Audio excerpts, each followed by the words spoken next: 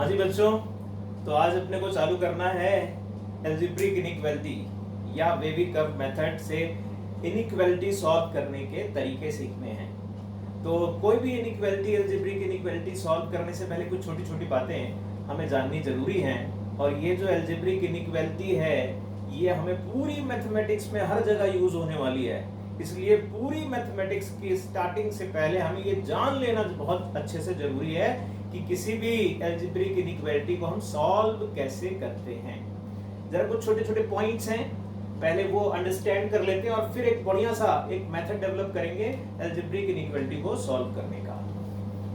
पहले हमें ये जानना चाहिए कि इंटरवल रिप्रेजेंटेशन होता क्या है, कॉन्सेप्ट ऑफ इंटरवल है क्या। अगर हम ये जान जाते हैं तो आगे वाली चीजें थोड़ी और आसान होती है। तो पहले हम केवल इंटरवल रिप्रेजेंटेशन सीख रहे हैं। क्लोज इंटरवल, ओपन इंटरवल क्या चीजें होती हैं। पहले अगर मैं ओपन इंटरवल की बात करूं, मैंने सपोज करो x ग्रेटर देन 3 लिख दिया बेटा, तो मैं इसको इंटरवल फॉर्म में अगर लिखूंगा तो मैं कहूंगा कि भैया x बिलोंग कर रहा है, x बिलोंग कर रहा है 3 से लेकर इंफिनिटी तक, और दोनों तरफ लगा दिए हैं मैंने, दोनों तरफ लगा दिए हैं स्मॉल ब्रैकेट। इसी को ओपन इंटरवल कहा जाता है, ओपन ब्रैकेट कहा जाता है। लेकिन अगर मैंने ग्रेटर देन इक्वल टू 3 बोला तो ये क्या है, ये कह रहा है कि भैया 3 इंक्लूडेड है, 3 इंक्लूड करके उसके आगे सारी वैल्यूज लेनी है, यानी मैं इस तरीके से रिप्रेजेंट करूंगा। ये स्क्वायर ब्रैकेट या क्लोज इंटरवल बोला जाता है। इनको अगर मैं नंबर लाइन से समझूं कि यहां पर 3 रखा था तो एक छोटा सा सर्कल बनाकर लाइन खींच देंगे आगे के लिए। दूसरे वाले के लिए अगर समझें तो कहेंगे कि यहां पर डॉट लगाएं। डॉट का मतलब ये हुआ कि आगे सारे नंबर तो आ रहे हैं लेकिन 3 भी इंक्लूडेड है, ऊपर वाले में 3 इंक्लूडेड नहीं है। ये दो रिप्रेजेंटेशन में थोड़ा और आगे आए। अच्छा, यहां पर एक छोटे से पॉइंट मेंशन करेंगे, ये जो इंफिनिटी है इस पे हर बार ओपन ब्रैकेट ही लगेगा। रीजन ये है कि हम कभी भी इंफिनिटी तक पहुंच नहीं सकते। हम स्क्वायर ब्रैकेट क्यों लगा रहे हैं, उसके पीछे का रीजन अगर आप समझो तो आपको समझ में आ जाएगा। हम स्क्वायर ब्रैकेट इसलिए लगा रहे हैं बिकॉज हम 3 को अटेन कर सकते हैं। क्या इंफिनिटी अटेन किया जा सकता है? नहीं, इसलिए यहां पर कभी भी स्क्वायर ब्रैकेट नहीं लगेगा। ठीक, पॉइंट टू बी नोटेड। फिर आगे अगर लिखा होता x ग्रेटर देन 1 और लेस देन 3, इसका क्या मतलब हुआ भाई? इसका क्या मतलब हुआ? मतलब x बिलोंग करेगा 1 to 3, दोनों तरफ ओपन ब्रैकेट लगेंगे। क्यों? 1 को इंक्लूड नहीं किया, 3 को भी इंक्लूड नहीं किया। जिसको इंक्लूड नहीं कर रहे हैं उस पे लगना है ओपन ब्रैकेट। नंबर लाइन से अगर ऑब्जर्व करें इस बात को तो क्या कह दोगे? यहां पर 1, यहां पर 3, कहिएगा 3 से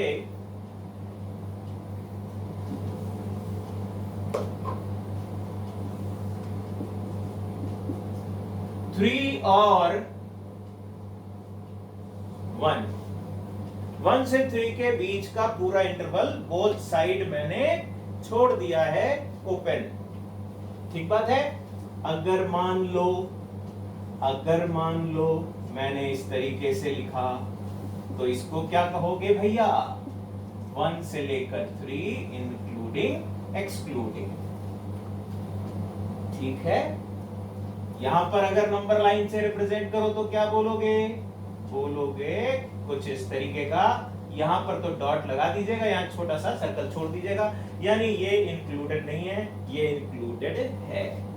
ये एक छोटी सी बात जो डायरेक्ट मेरे को बताती है। अभी यहां पर स्क्वायर ब्रैकेट और स्मॉल ब्रैकेट तो लगता है, कुछ जगह पर कर्ली ब्रैकेट भी लग जाता है। उसका रिप्रेजेंटेशन क्या है जरा समझो। सपोज कहीं लिखा गया है केवल x is equal to 1 and 3, यहां तो इंटरवल आ रहा था। देखो भैया, इंटरवल का मतलब ये हुआ कुछ लोगों के, कुछ बच्चों के दिमाग में एक छोटा सा कंफ्यूजन होता है स्टार्टिंग में, बाद में हालांकि खत्म हो जाता है। कहीं अगर लिखा हुआ है 1 से 3 तो वो कहते हैं इनके बीच में जितने नेचुरल नंबर या जो इंटीजर आते हैं वो गिनती लगा लेते हैं, या 1 है 2 है या 3 ऐसे बोल देते हैं। बल्कि ये कॉन्टिन्यूअस इंटरवल है। कॉन्टिन्यूअस इंटरवल का मतलब ये हुआ कि 1 से 3 की अगर मैं बात कर रहा हूं तो 1.1 1.2 सारे रियल नंबर जितने भी आ रहे होंगे वो सभी के सभी इस इंटरवल पे रिप्रेजेंट हो रहे हैं। लेकिन यहां पर क्या लिखा है मैंने, केवल 1 और केवल 3 डिस्क्रीट पॉइंट मेंशन कर रखे हैं, और इनको अगर मैं सेट फॉर्म में लिखूंगा तो फिर मैं करली ब्रैकेट में लिखता हूं कुछ इस तरीके से। यानी नंबर लाइन पे अगर रखता मैं तो यहां पर एक डॉट और एक यहां पर डॉट, और कहीं भी कुछ नहीं।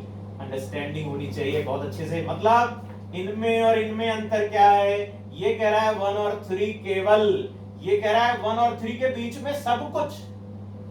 दोनों का अंतर बहुत अच्छे से दिमाग में क्लियर होना चाहिए, ठीक है। तो फिर थोड़ा सा और भी पॉइंट है आगे देखना जरा। अगर x less then 3 and x greater then 1 लिखा है, दो बातें लिख दी मैंने, एंड लगा दिया बीच में। अब ये क्या रिप्रेजेंट कर रहा है, इसको इंटरवल फॉर्म में कैसे लिखें, इसका मतलब भी समझो जरा, इसका मतलब भी समझो जरा। ये कह रहा है 3 से छोटा, लो भैया 3 से छोटा, इसको छोड़ दिया। ये कह रहा है 1 से बड़ा, 1 से बड़ा, ये लो के बीच में। अब दोनों, एंड का मतलब क्या होता है, एंड का मतलब होता है दो अलग अलग सेट का कॉमन, कॉमन मतलब इंटरसेक्शन। इन दोनों सेट का इंटरसेक्शन क्या बनेगा, वो ये बनेगा। तो हम क्या बोल देंगे इसको, इसको बोलेंगे x बिलोंग्स टू 1 2 3, दोनों तरफ ओपन ब्रैकेट लगेगा बिकॉज कहीं पे भी इंक्लूड कर नहीं रखा था। लेकिन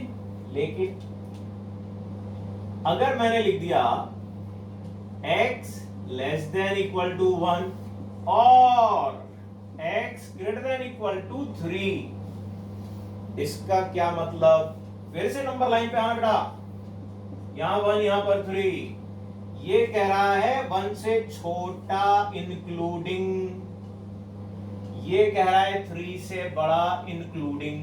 बात समझो, दोनों में फर्क समझ में आएगा। और लगा है, और का मतलब ये हुआ वो x जो आइदर ये वाले इंटरवल में हो या फिर ये वाले इंटरवल में हो। यानी जब और आएगा तो मैं दोनों सेट का यूनियन लूंगा, और अगर इनका यूनियन लूंगा तो मैं क्या लिख दूंगा, x belongs to minus infinity से 1 यूनियन 3 से इंफिनिटी। बात समझ में आई भैया, देख लो ये रिप्रेजेंटेशन बहुत जरूरी है। इनकी अगर अंडरस्टैंडिंग होगी तो हम इनइक्वालिटी अच्छे से कर पाएंगे, नहीं तो इन्हीं में जूझते रह जाएंगे। यही नहीं समझ में आएगा यहाँ कब मेरा इंक्लूड हो गया, कब यूनियन होगा, कब इंटरसेक्शन हो गया, ठीक है। फिर जूम के बाद देखो भाई, अगर a ग्रेटर देन b, और कुछ पॉइंट है छोटे छोटे,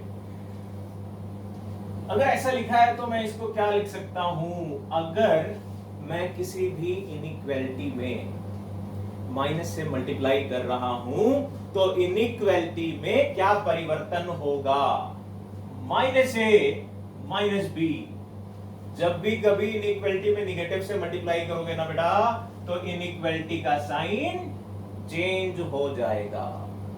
एग्जांपल से समझो, 4 ग्रेटर देन 2 लिखा है, -4 -2 में अगर कंपैरिजन करो माइनस मल्टीप्लाई करके तो इनइक्वालिटी का साइन चेंज हो गया। हो गया क्या, एक और देखो, 3 ग्रेटर देन -1 लिखा है, माइनस से मल्टीप्लाई करो और फिर देखो इनइक्वालिटी का साइन चेंज हो गया क्या, बिल्कुल।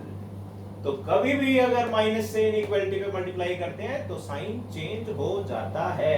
को थोड़ा सा और जनरल फॉर्म में देखो, अगर मैंने x - 3 एक फैक्टर लिखा हुआ है, के बाहर मैंने लिख दिया -2 और ग्रेटर देन साइन लिखा हुआ था, अब भैया सामने 0 है, मैं ये हटाना चाहता हूं, हटा सकता हूं, बिल्कुल हटा सकते हो। x माइनस 3 लेस देन 0 हो जाएगा। बात समझ में आई? एक छोटा सा और देखो, यही चीजें हैं जो आगे तकलीफ देती हैं। Minus x plus 4 less than लिखा हुआ है।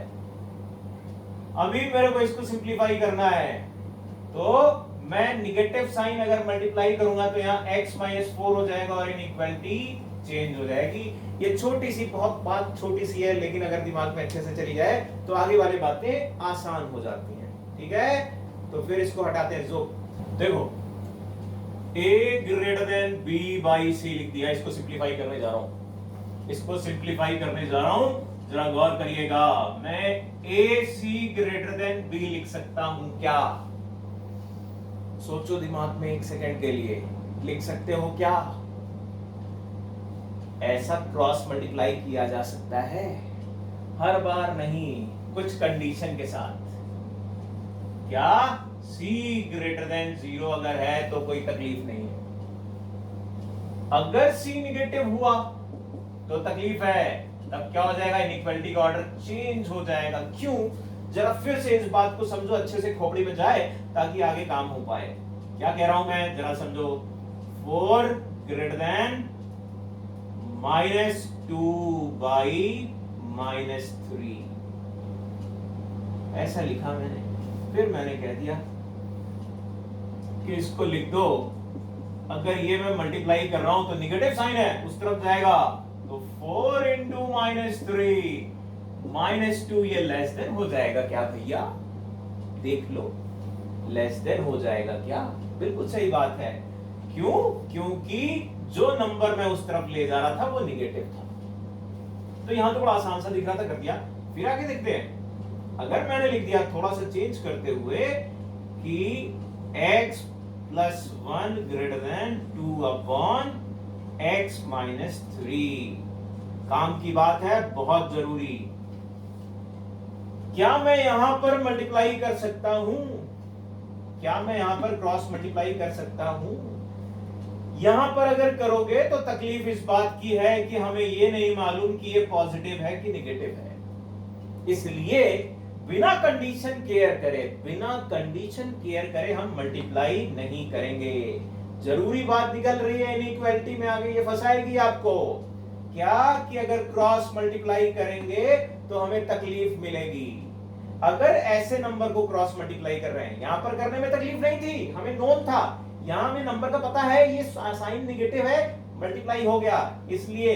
लेकिन यहां पर हमें पता नहीं चल रहा ये पॉजिटिव कब निगेटिव कब, इस वजह से मैं क्रॉस मल्टीप्लाई नहीं कर रहा हूं आगे प्रोसीड करने के लिए। हालांकि करेंगे तो उसमें 2 केसेस बनाएंगे, वो आगे तकलीफदायक चीजें हैं। तो हम यहां पर ये समझेंगे, अगर मुझे किसी अलजेब्रिक एक्सप्रेशन का साइन पता नहीं है, ये तो अगर आप ध्यान से देखो, मैंने 4 रखा, इसके अंदर 4 रखा x की जगह, पॉजिटिव आया, लेकिन मैंने 1 रखा, निगेटिव आया।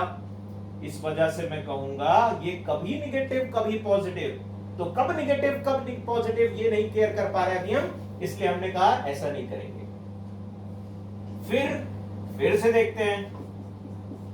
लेकिन अगर मैंने लिखा होता कुछ इस तरीके का, देखो भैया,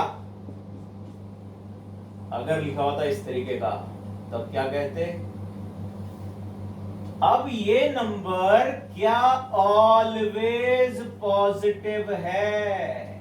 देख लो, ये ऑलवेज पॉजिटिव है।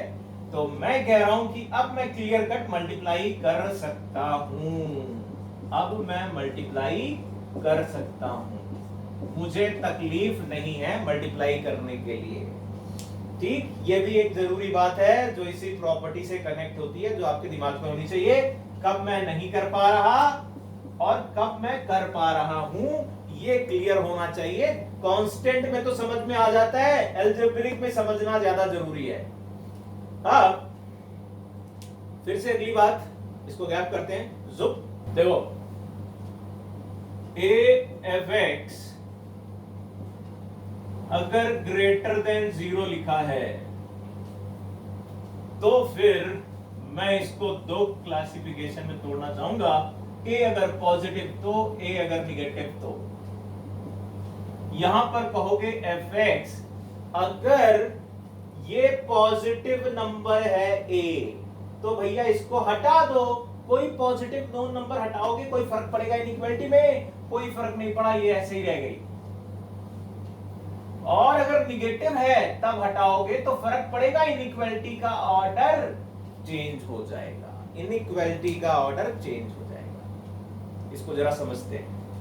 क्या कहा हमने कहा मान लो 4 is equal to x square minus x plus 1 करके लिखा हुआ था कुछ, माइनस एक्स करके लिखा हुआ था कुछ, ग्रेटर देन। हम इसको क्या कहेंगे? ये 4 हमारे काम का नहीं, बेकार है। ये 4 हमारे काम का नहीं, बेकार है, इसको हटा दो। और इनइक्वालिटी की सेहत में कोई फर्क नहीं पड़ा। क्यों नहीं पड़ा? क्योंकि वो पॉजिटिव है। लेकिन लिखा होता अगर -2 x - 3 और अभी स्क्वायर अब करने जा रहे होते, तो फिर हम कहते x स्क्वायर -3 लेस देन 0। बात समझ लो भैया, ये वो पॉइंट जो आपको परेशान करेंगे आगे, हमने पहले ही बता रहे हैं। ठीक है भाई, ये वाली बात समझ में आई? अगर एक और इसमें फिर से देखो भाई, पिछला वाला एक एग्जांपल दिया था उसी से कुछ निकला हुआ था। x square plus 3 x - 3 x square plus 1 -1 लिखो यहां, प्लस 1 नहीं -1।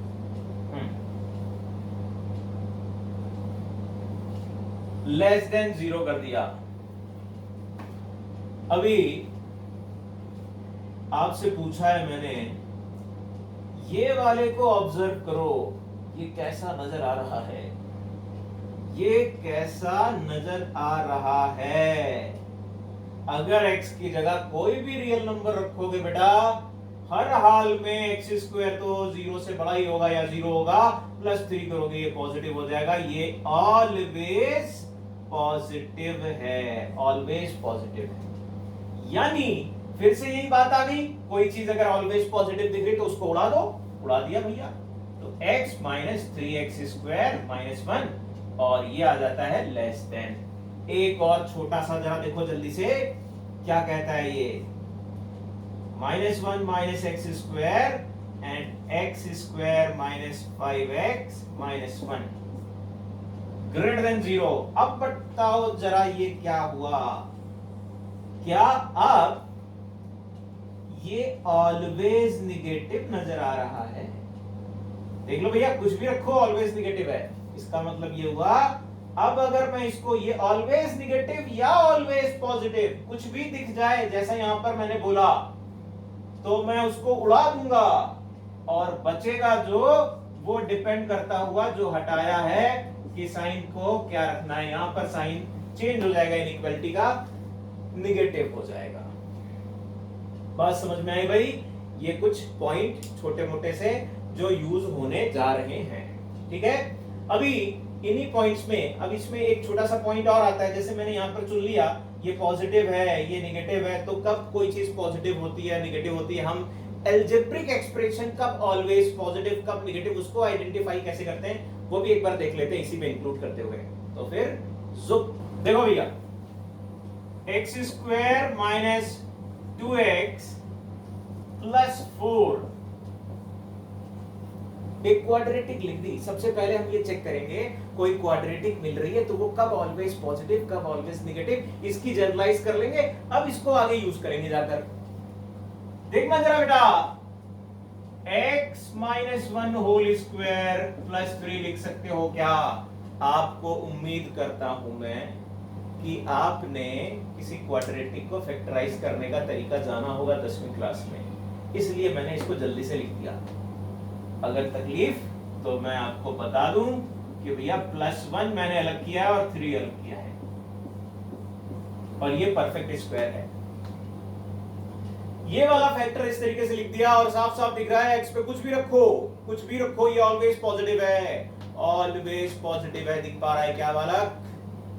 यानी अब मैं कुछ जनरलाइज कर रहा हूं तरीका बिल्कुल जनरलाइज, जो हर बार कितना भी अच्छा या गंदा कैसा भी लिखा हो क्वाड्रेटिक एक्सप्रेशन, आप आइडेंटिफाई कर पाओ कब ये ऑलवेज पॉजिटिव कभी ऑलवेज निगेटिव। क्वाड्रेटिक एक्सप्रेशन ये लिखा हुआ है, मैंने इसको दो कैटेगरी में डिवाइड किया, एक बार ए पॉजिटिव, एक बार ए निगेटिव। ए मतलब एक्स स्क्वायर का लीडिंग कोफिशिएंट जो भी आ रहा था।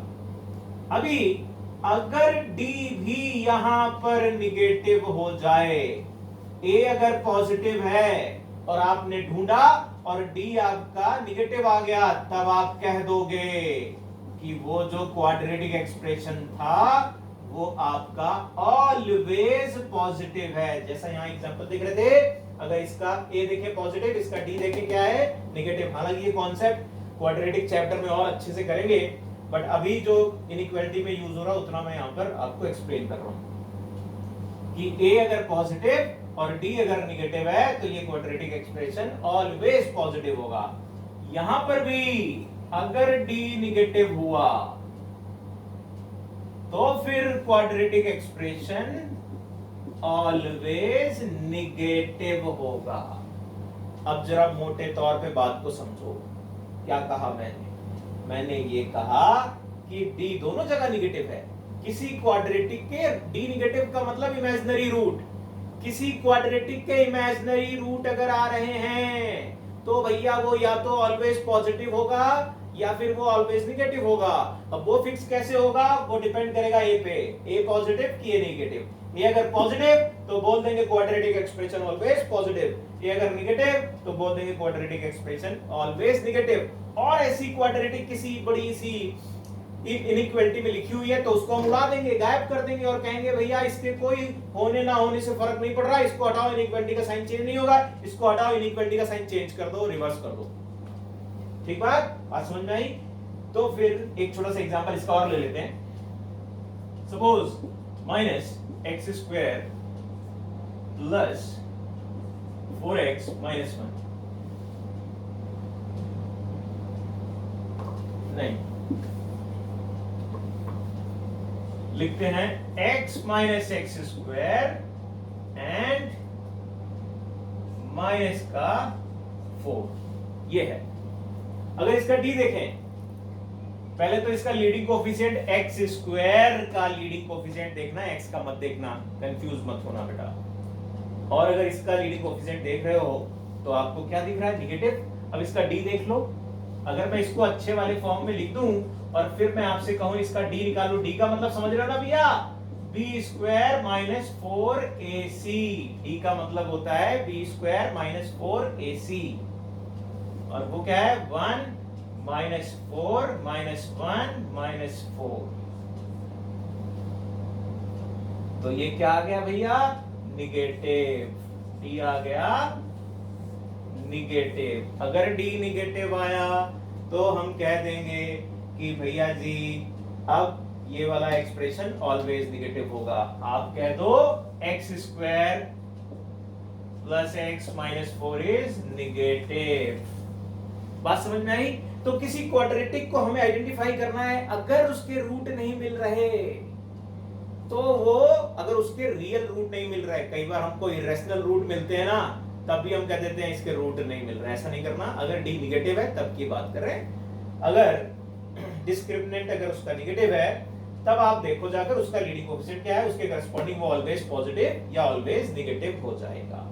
कुछ और भी चीजें होती है जो ऑलवेज पॉजिटिव दिखती है या ऑलवेज निगेटिव, जैसे अगर मैंने लिख दिया x पे मॉड प्लस 1, मॉड का मतलब मॉडुलस यानी मैग्नीट्यूड, आगे आकर पढ़ेंगे लेकिन अभी आएगा नहीं कहीं, बट ऐसे ही दिखा दिया कि ये वो क्वांटिटी होती है जिसमें कुछ भी अंदर रख दो ऑलवेज पॉजिटिव, ये ऑलवेज पॉजिटिव है। या मैंने लिख दिया, ध्यान देना जरूरी बात, 2 की पावर x प्लस 1, 2 की पावर में निगेटिव नंबर भी रखो, 2 की पावर माइनस 1 रख दो, 1/2 पॉजिटिव ही रहा, 2 की पावर 2 भी रख दो, 3 भी रख दो, कुछ भी रख दो, माइनस में रख दो, प्लस में रख दो, ऑलवेज पॉजिटिव है। तो आपको आइडिया लगना चाहिए कब नंबर ऑलवेज पॉजिटिव या निगेटिव हो सकते हैं। ठीक है, तो ये कुछ बेसिक रिक्वायरमेंट हैं जिनका यूज करके हम इनइक्वालिटी चालू कर सकते हैं। अब हम इनइक्वालिटी के छोटे छोटे एग्जांपल लेकर प्रोसीड कर रहे हैं अगले पार्ट से, और फिर एक बढ़िया सा स्टैंडर्ड अप्रोच बनाने वाले हैं जिसमें कितनी भी बड़ी या कैसी भी तकलीफदायक इनइक्वालिटी आए उसको हम अच्छे से सॉल्व कर पाए।